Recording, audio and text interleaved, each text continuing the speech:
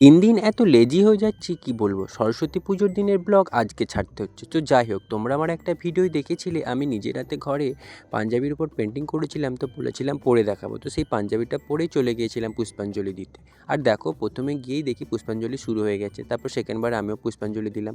দেন ঘরে এসে মা খিচুড়ি, আলু ভাজা আর বেগুন ভাজা করেছিল, সেটাই খেয়ে নিলাম। তারপর বাড়িতে বসেই ছিলাম, দুটো ভাই বললো বেকার বসে থাকবি কেন, চ কোথাও থেকেও ঘুরে আসি। তাই হঠাৎ করেই আমি বেরিয়ে পড়েছিলাম। আগে থেকেই বলেছিলাম আমার কোনো প্ল্যান ছিল না, তাই ভাইরা বললো বলে হঠাৎ করে বেরোলাম। তো চলে গিয়েছিলাম আমরা আমতা উদং ফতেপুর আশ্রম, যেখানে আমি প্রায় অনেকবারই গিয়েছিলাম, কিন্তু এবারে এই সরস্বতী পুজোয় ফার্স্ট টাইম গেলাম। তো সেখানে গিয়ে একটা ভুট্টা নিয়ে নিয়েছিলাম, তারপর ওখানে ঘুরছিলাম। বাট ওখানে ভালো লাগছিল না বলে তারপর চলে যাই আমরা আমতা খড়িয়প মন্দিরে। আর মন্দিরটা সম্ভবত 2025-এর শেষের দিকেই চালু হয়েছে। তো যাই হোক, এই মন্দিরটাই আমি ফার্স্ট টাইমে গেলাম এবং দেখো মন্দিরটা কত সুন্দর লাগছে।